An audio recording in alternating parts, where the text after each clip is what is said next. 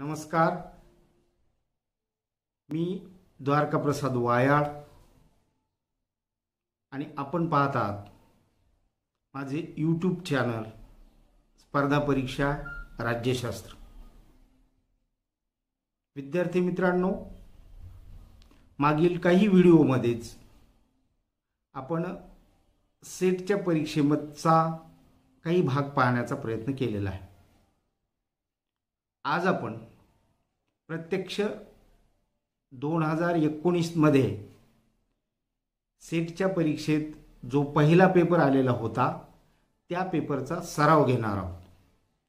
तो सराव घेत असताना उद्देश असा आहे की आपल्याला हेही समजावं की प्रश्नपत्रिका सोडवण्यासाठी आपल्याला किती वेळ लागतो आणि तो आपलं नियोजन करण्यामध्ये कोणत्या गोष्टीला आपण प्राधान्यक्रम द्यायला पाहिजे, कोणत्या प्रश्नासाठी किती वेळ द्यायला पाहिजे, या सर्व गोष्टींचा आज आपण सराव करणार आहोत।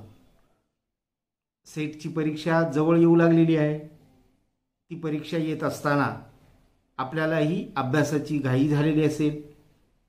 अशा वेळेला सर्व सिलेबस वाचणे शक्य नाही, परंतु अभ्यासक्रमाच्या संदर्भात जेवढं करता येईल किंवा जेवढ्या प्रश्नपत्रिकेचा सराव करता येईल तेवढं चांगल्या पद्धतीचं असतं आणि तेच आपल्याला परीक्षेमध्ये उपयोगी ठरतं, असंही आपण या ठिकाणी पाहणं गरजेचं आहे।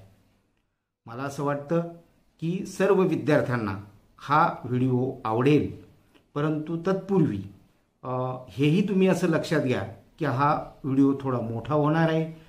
त्याचं कारण हा सराव पेपर आहे, त्यामुळे व्हिडिओ शेवटपर्यंत पहा आणि शेवटपर्यंत आपल्याला किती प्रश्नांची चांगल्या पद्धतीची अनुभूती होते तेही लक्षात येईल आणि आपल्याला पुढील काही क्वेश्चन पेपर सराव करण्यासाठी सोपे जातील। तर चला वळूया आपण आपल्या प्रश्नपत्रिकेकडं। मागच्या वर्षी म्हणजेच 2019 मध्ये जी प्रश्नपत्रिका आलेली होती त्या प्रश्नपत्रिकेच्या संदर्भात हा सराव आपल्याला करायचा आहे। सर्वप्रथम मी प्रश्न वाचेल आणि ते प्रश्न त्याच्यानंतरचे जे काही त्याची उत्तरे आहेत तेही उत्तरे पूर्ण तुम्हाला वाचून दाखवेल आणि त्या उत्तरापैकी जो पर्याय बरोबर आहे तो पर्याय मी तुम्हाला सांगेल। मागच्या वर्षीची आन्सर कीज बऱ्याच विद्यार्थ्यांकडे असेल, परंतु आपण जो काही सराव करणं आहे तो आपल्याला वेळेचं नियोजन आणि प्रश्नपत्रिकेचा सराव व्हावा या संदर्भाच्या माध्यमातून असल्यामुळे आपण या सर्व गोष्टींचा प्रयत्न करत आहोत। विद्यार्थी मित्रांनो, आपण ज्यावेळेस सेट परीक्षेचा अभ्यास करतो त्यावेळेस या सर्व गोष्टी आपण लक्षात घ्याव्यात, कारण सेटची परीक्षा पास होण्यासाठी अतिशय सोपी आहे। त्यामध्ये स्मार्ट अभ्यास करणं अत्यंत गरजेचं असतं। अभ्यास सर्वच करतात, परंतु त्यातला त्यात जो कोणी स्मार्ट अभ्यास करेल तो पुढे जातो, हे आपण या ठिकाणी लक्षात घ्यावं। तर पहिला जो काही प्रश्न आहे तो प्रश्न आहे पहिल्या पेपरचा पहिला प्रश्न, विमर्शी स्तरावरील अध्यापन। पर्याय 1 आहे शिक्षण केंद्री आणि विषय केंद्री असते मात्र अध्ययनार्थी केंद्री नसते। बी आहे शिक्षण केंद्री नसते मात्र विषय केंद्री आणि अध्ययना केंद्री असते। सी आहे शिक्षक केंद्री असते मात्र विषय केंद्री आणि अध्ययन केंद्री नसते। आणि डी आहे शिक्षक केंद्री नसते तसेच विषय केंद्री नसते मात्र अध्ययनार्थी केंद्री असते। उत्तर आहे डी, शिक्षक केंद्री नसते तसेच विषय केंद्री नसते मात्र अध्ययनार्थी केंद्री असते। क्वेश्चन नंबर 2, प्रौढ अध्ययनार्थी। पर्याय क्रमांक 1 आहे सहाध्यायी प्रेरित असतो। पर्याय क्रमांक 2 आहे स्वयंप्रेरित असतो। पर्याय क्रमांक 3 आहे कुटुंब प्रेरित असतो आणि 4 आहे समाज प्रेरित असतो। उत्तर आहे बी, स्वयंप्रेरित असतो। प्रश्न क्रमांक 3 आहे मासिव ओपन ऑनलाइन कोर्सेस म्हणजे टिंबटिंब होय. पर्याय क्रमांक 1 आहे मोठ्या प्रमाणावरील मास सहभागासाठी आरेखित केलेले लवचिक आणि स्वनिर्देशित मुक्त स्वरूपाचे ऑनलाईन अध्ययन. बी आहे मोठ्या प्रमाणावरील मास सहभागासाठी आरेखित केलेले लवचिक आणि शिक्षक निर्देशित मुक्त स्वरूपाचे ऑनलाईन अध्ययन. सी आहे मोठ्या प्रमाणावरील मास सहभागासाठी आरेखित केलेले लवचिक आणि स्वनिर्देशित मुक्त स्वरूपाचे ऑफलाईन अध्ययन. डी आहे मोठ्या प्रमाणावरील मास सहभागासाठी आरेखित केलेले लवचिक आणि शिक्षक निर्देशित मुक्त स्वरूपाचे ऑफलाईन अध्ययन. उत्तर आहे ए मोठ्या प्रमाणावरील मास सहभागासाठी आरेखित केलेले लवचिक आणि स्वनिर्देशित मुक्त स्वरूपाचे ऑनलाईन अध्ययन. प्रश्न क्रमांक 4 आहे अध्यापनाच्या आधुनिक सहाय्यभूत प्रणालीमध्ये टिंबटिंबचा समावेश होतो. उत्तर आहे स्मार्ट बोर्ड्स, ग्रीन बोर्ड्स, तक्ते, नकाशे. त्यापैकी उत्तर आहे स्मार्ट बोर्ड्स. प्रश्न क्रमांक 5 आहे अंतर्गत मूल्यमापनाला खालीलपैकी काय लागू पडत नाही. पर्याय आहेत ए अध्यापन आणि मूल्यमापन यांची एकात्मिकीकरण. बी आहे कौशल्य आणि क्षमता यांची तपासणी. सी आहे समयकालिक आणि निरंतर.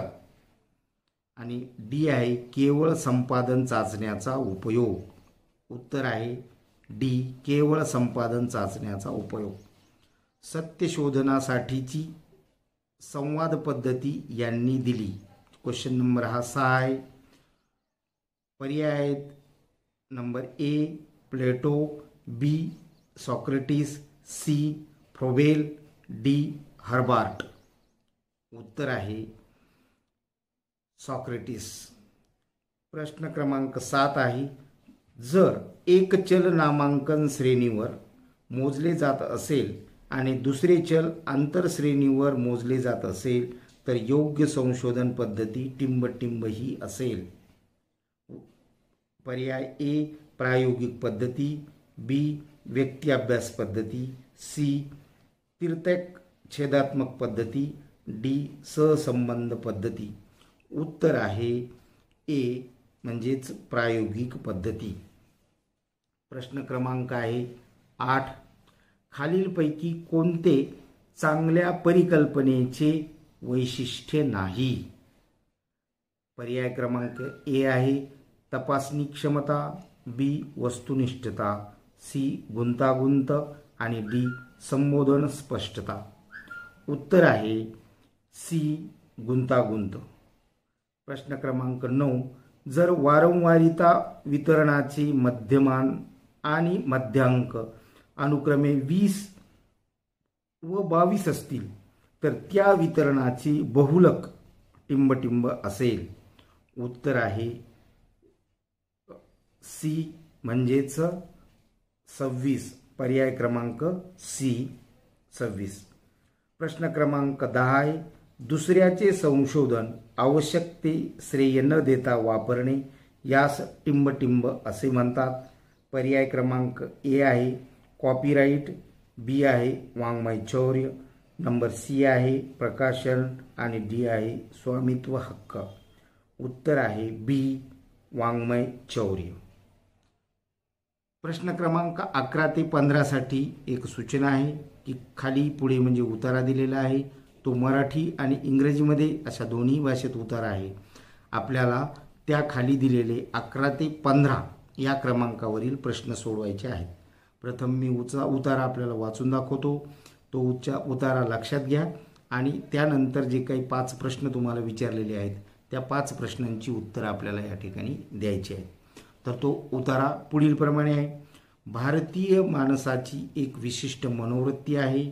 गेल्या 5000 वर्षाच्या परंपरेतून ती सिद्ध झालेली आहे. कोणत्याही एका पंथाबद्दल, विचाराबद्दल, आचरणाबद्दल भारतीय माणूस टोकाची आग्रही नसतो. एका शब्दात सांगायचे तर भारतीय माणूस अनाग्रही आहे.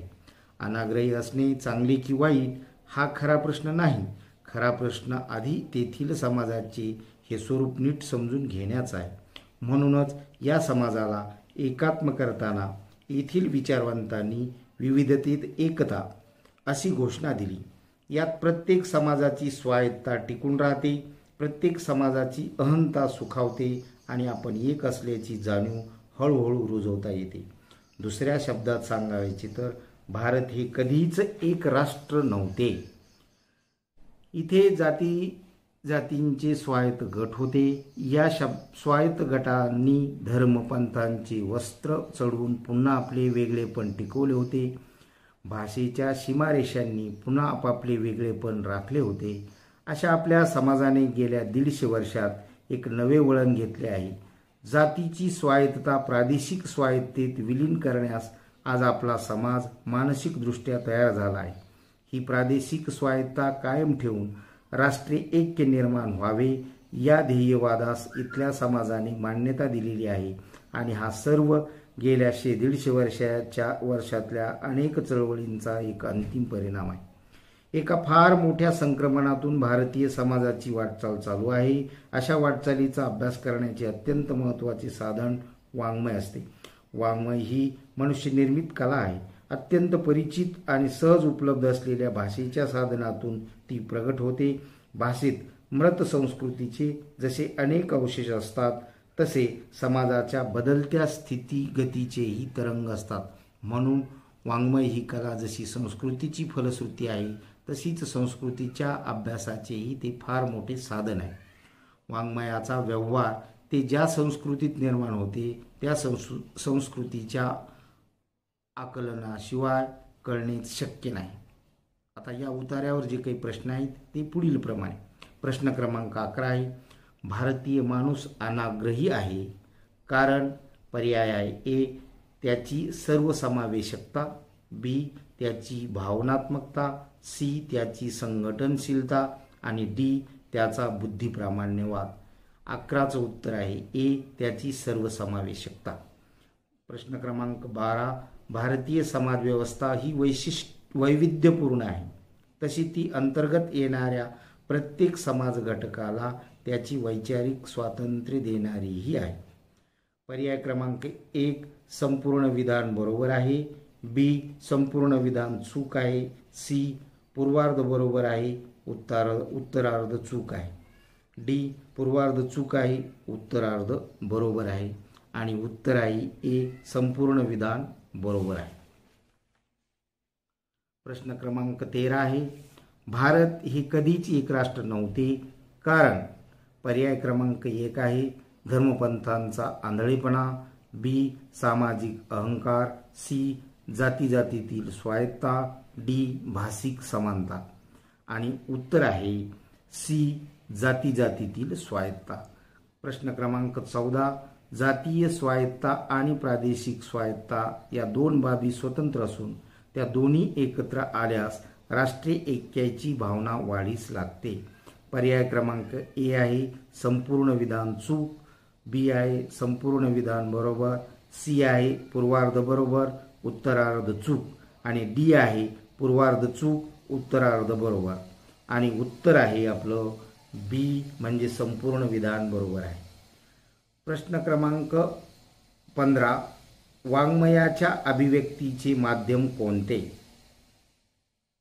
पर्याय आहे ए समाज, बी मनुष्य, सी संस्कृती आणि डी भाषा आणि आपलं उत्तर आहे डी भाषा. प्रश्न क्रमांक 17, वर्गात पाठ शिकविण्यासाठी माध्यमांची निवड करताना शिक्षकाने पाठाची उद्दिष्टे, विद्यार्थ्यांचा वयोगट, वापरल्या जाणाऱ्या माध्यमाविषयीचे ज्ञान व टिंबटिंब लक्षात घेतले पाहिजे. पर्याय क्रमांक ए अध्यापन पद्धती, बी शैक्षणिक साधने, सी समूह माध्यमे, डी मूल्यमापन व्यवस्था आणि 17चं उत्तर आहे डी मूल्यमापन व्यवस्था. प्रश्न क्रमांक 18, ट्रॅफिक सिग्नल्स हे टिंबटिंब संप्रेषणाचे उदाहरण होय. पर्याय क्रमांक ए समूह, बी अशाब्दिक, सी शाब्दिक, डी एकाकडून अनेक आणि उत्तर आहे बी अशाब्दिक. प्रश्न क्रमांक 19, एखाद्या मॉलमध्ये गिऱ्हाईके येतात ते आपल्या सामायिक हिताच्या बाबींची एकमेकांमध्ये देवाणघेवाण करतात व त्या समूहाच्या कृती स्थिरपणे वृद्धिंगत होत जातात. हे टिंब समूहाचे उदाहरण आहे. पर्याय ए मुक्त, बी बद्ध, सी सहकारी आणि डी श्रेणीबद्ध. 19चं उत्तर आहे ए मुक्त. प्रश्न क्रमांक 20, काही वेळा समूह माध्यमे समाजाला चुकीच्या मार्गाला लावतात कारण तेथे ग्राहक टिंब असतात. पर्याय क्रमांक 1 बहुजिन्सी, बी असंख्य, सी निरक्षर, डी चिकित्सक. आणि 20चं उत्तर आहे ए बहुजिन्सी. प्रश्न क्रमांक 21 आहे, एका खेळामध्ये एक्स व वाय हे दोन खेळाडू आहेत व एका कागदावर n is greater than or equal to 4 वर्तुळे रेखाटली आहेत. एक्स आणि वाय हे एकानंतर एकाने अगोदर न जोडलेल्या दोन वर्तुळांना रेषाखंडाने जोडतात. जो शेवटी वर्तुळ जोडतो तो जिंकतो व खेळ संपतो. जर एक्सने खेळाची सुरुवात केली तर मग उत्तर काय येईल हे आपल्याला सांगायचं आहे. पर्याय क्रमांक ए आहे एक्स नेहमी जिंकणार, बी वाय नेहमी जिंकणार, सी एन विषम असेल तर एक्स जिंकणार आणि डी आहे एन ही संख्या दोनाच्या घातांक स्वरूपात असेल तर वाय जिंकणार. आणि आपलं उत्तर आहे एन ही संख्या दोनाच्या घातांक स्वरूपात असेल तर वाय जिंकणार.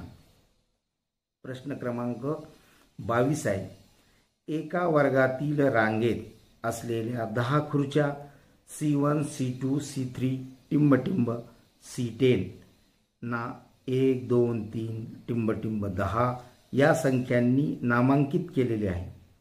क्रमशः K1, K2, K3 टिंब K10 हे नामांकन C1, C2, C3 टिंब C10 खुर्च्यांना दिलेले आहे. ते Ki is greater than or equal to Kj जेव्हा I is greater than or equal to जे ही अट पाळतात तर पुढीलपैकी कोणते विधान सत्य आहे. ए काही I साठी Ki बरोबर I, बी 2I व J साठी Ki बरोबर I व Kj बरोबर J, सी सर्व नामांकन वेगवेगळे आहे, डी प्रत्येक I साठी Ki बरोबर I आणि उत्तर आहे ए काही I साठी Ki बरोबर I. प्रश्न क्रमांक 23 आहे, एका टोपलीत असलेली सर्व फळे रांगेत उभ्या असलेल्या 5 व्यक्तींना पुढील प्रमाणे वाटली.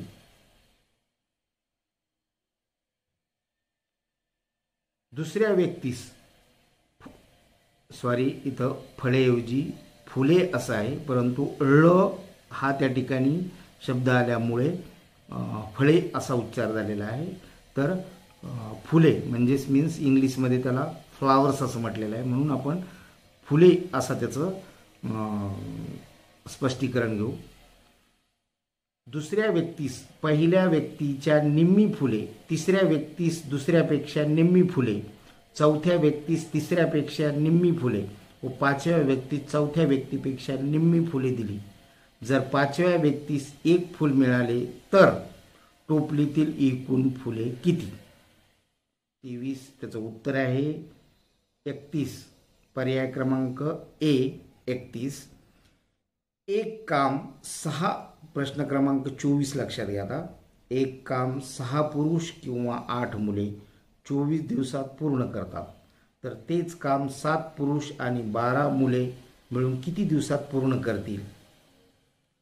पर्याय ए आहे 12, बी आहे 9, सी आहे 10 आणि डी आहे 16. आपलं उत्तर आहे बी 9. प्रश्न क्रमांक 25 आहे,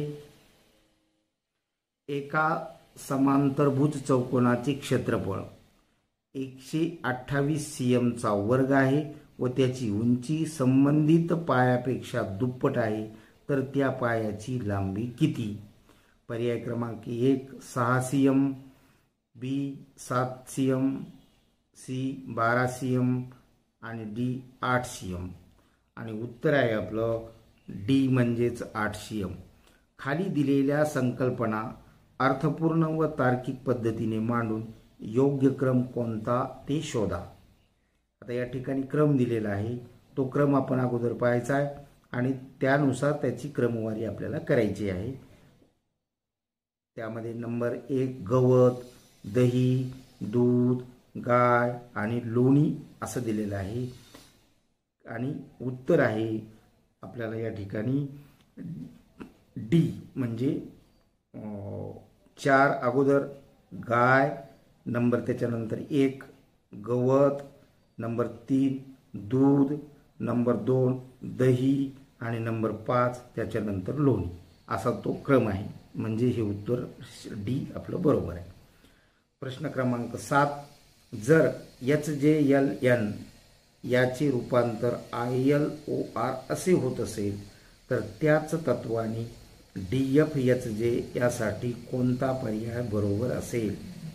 ए आहे FHJN, बी आहे EHKN, सी आहे EGIL, डी आहे FHJN.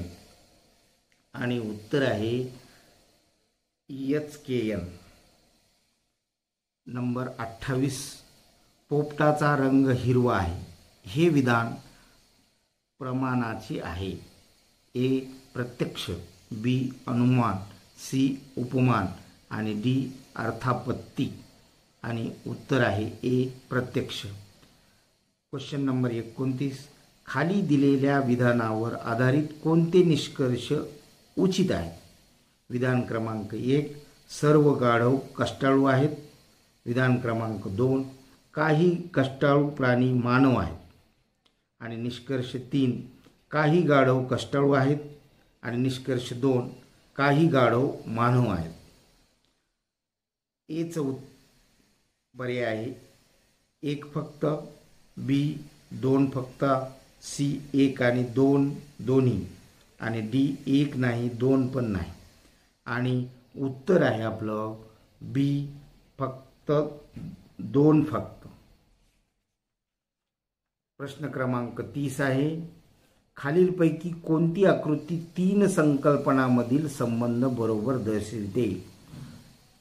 एक अशा पद्धतीचं वर्तुळ दिलेले आहेत आणि त्यामध्ये मुले, विद्यार्थी, मुली अशा पद्धतीचं वर्तुळाच्या अंतर्गत असलेला हा प्रश्न दिलेला आहे. त्यामध्ये ए, बी, सी आणि डी अशा पद्धतीचे वेगवेगळे पर्याय दिलेले आहेत आणि त्या पर्यायापैकी आपला पर्याय ए हा पर्याय बरोबर आहे. प्रश्न क्रमांक 31, एका परीक्षेबाबतचा अहवाल पुढे दिलेला आहे. परीक्षेसाठी बसलेले एकूण उमेदवार 1000 आहेत. पुरुष उमेदवार 550 आहेत. पास झालेले उमेदवार 700 आहेत. पास झालेल्या पुरुषांची संख्या टिंबटिंब आहे या मर्यादामध्ये असेल. ए पर्याय 100 ते 250, बी आहे 250 ते 200, 550, सी आहे 550 ते 700 आणि डी आहे 700 ते 1000. आपला पर्याय उत्तर आहे बी 250 ते 550. सूचना आता पुढच्या प्रश्नासाठी लक्षात घ्या. प्रश्न क्रमांक 32 आणि 33 हे पुढील माहितीवर आधारित आहे. या ठिकाणी माहिती दिलेली आहे, ती माहिती आपण आपल्या पद्धतीनं पाहू शकतात आणि त्या माहितीच्या आधारे ते आपल्याला प्रश्न सोडवायचे आहेत. प्रश्न क्रमांक 32 आहे, डी या राज्यातील पुरुष नोकरदारांची संख्या काढायची आहे.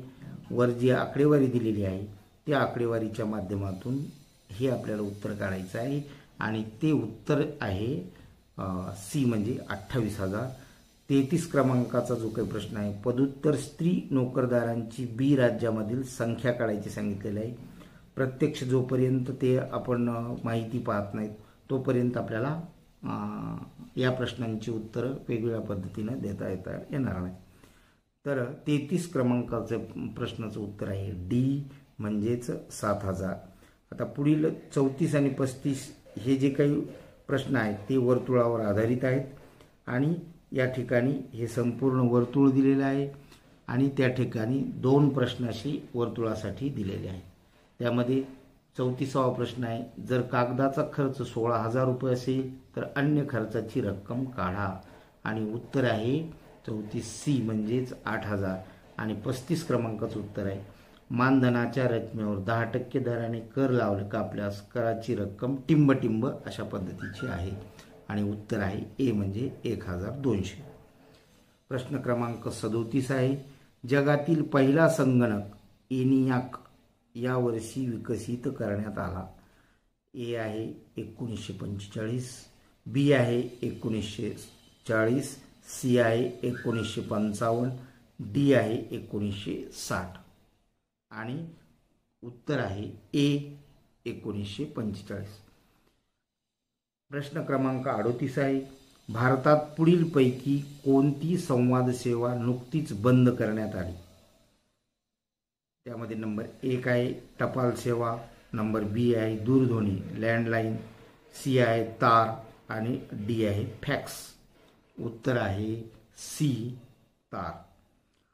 39वा प्रश्न आहे, महाराष्ट्रात शिक्षक म्हणून नोकरी करू इच्छिणाऱ्यांनी स्वतःची माहिती पुढीलपैकी कोणत्या संकेतस्थळावर नोंदवणे आवश्यक आहे. ए आहे सरळ, बी आहे महाजॉब्स, सी आहे ई सेवा आणि डी आहे पवित्र. 39 क्रमांकाचं उत्तर आहे डी पवित्र. 40 क्रमांकाचा प्रश्न आहे, भारतीय डिजिटल राष्ट्रीय ग्रंथालय संदर्भात पुढीलपैकी कोणते विधान योग्य नाही. ए पर्याय, हा केंद्र सरकारच्या तंत्रज्ञान विभागाचा प्रकल्प आहे. बी, एक खिडकी शोध सुविधा असलेला हा शैक्षणिक संदर्भ साहित्याचा आभासी साठा आहे. सी, हे ग्रंथालय दिव्यांग अभ्यासकांना सहजपणे वापरता येते.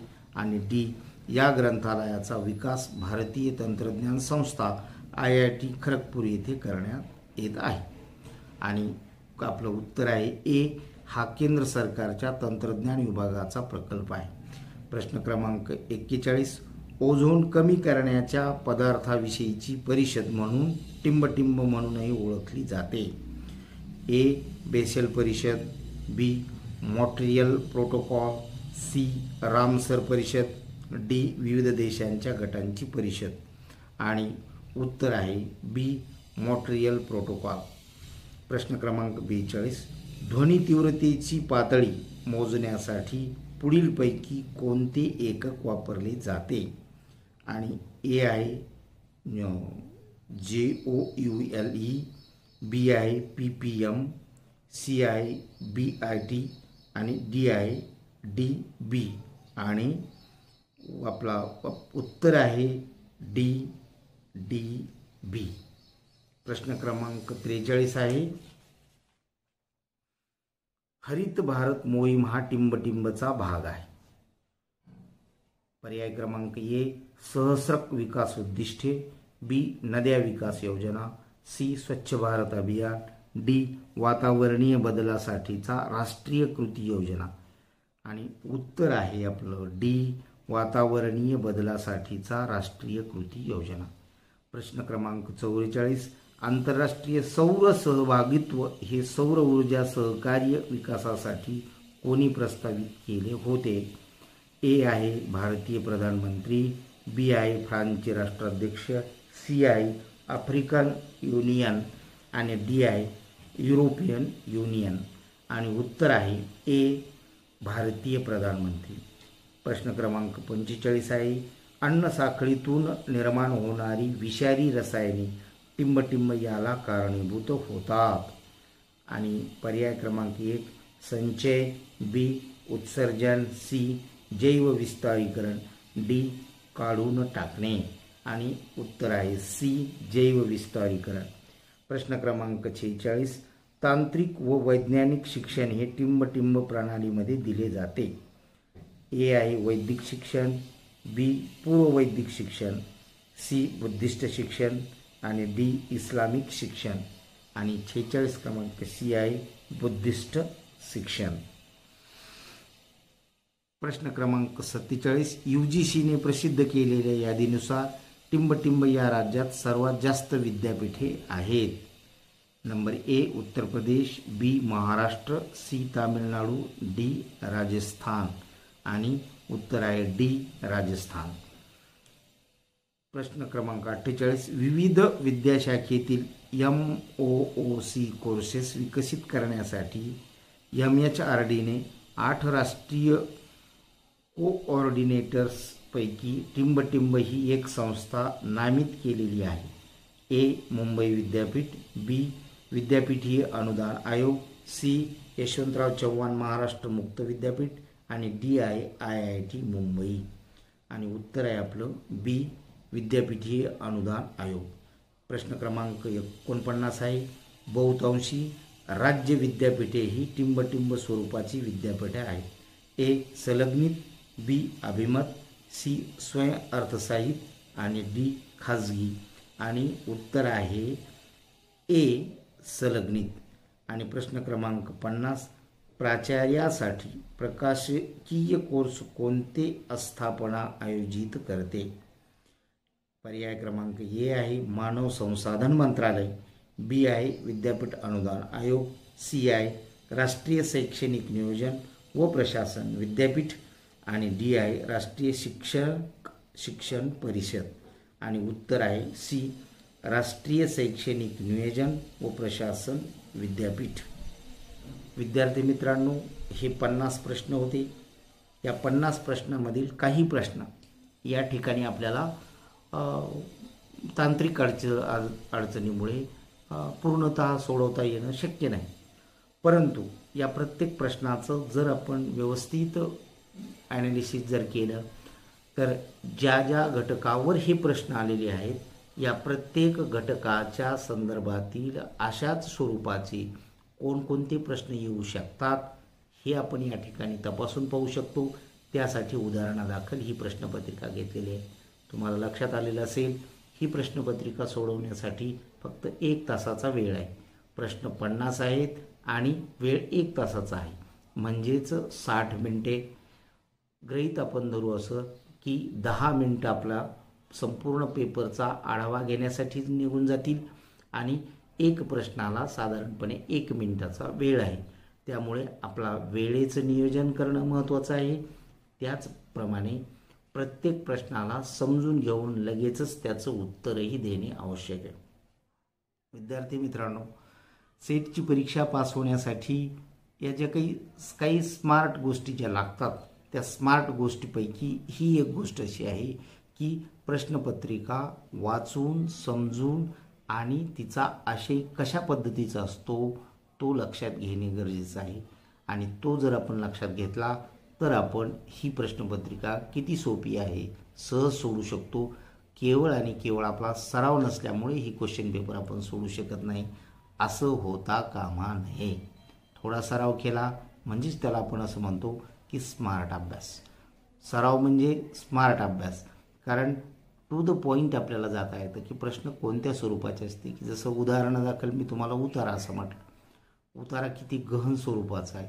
खाली जे काही दिलेले प्रश्न आहेत या ठिकाणी मी उत्तर सांगितले म्हणून ते प्रश्न तुम्हाला सोपे वाटतील, परंतु तसं नाही, कारण प्रत्येक प्रश्नासाठी तुम्हाला तो उतारा समजणं आवश्यक आहे आणि बाकीच्या प्रश्नासाठी सुद्धा संदर्भात तशाच पद्धतीचं काही प्रश्न तुम्हाला निश्चित अवघड असतील ते येणार नाही, परंतु सर्वच प्रश्न काय की अवघड नाहीत, ते आपण चांगल्या पद्धतीने सॉल्व करू शकतो। आणि सेटच्या परीक्षेमध्ये या परीक्षेपासून हे असं लक्षात घ्या, कारण की स्कोअर जो आहे तुमचा हा स्कोअर वाढवण्यासाठी तुम्हाला हा पेपर अतिशय महत्त्वाचा आहे आणि मला असं वाटतं की तुम्ही या पेपरची तयारी चांगल्या पद्धतीने करता। येणारी परीक्षा तुम्हाला चांगली सोपी जाईल आणि त्या सोप्या जाणाऱ्या परीक्षेसाठी तुम्हाला शुभेच्छा देऊन मी या ठिकाणी हा व्हिडिओ थांबवतो। येणाऱ्या व्हिडिओमध्ये आपण ऐच्छिक राज्यशास्त्र या विषयाच्या संदर्भात माहिती पाहणार आहोत। काही क्वेश्चन पेपर त्या संदर्भात सुद्धा आपण सोडवणार आहोत. तरी बाकीच्याही विद्यार्थ्यांनी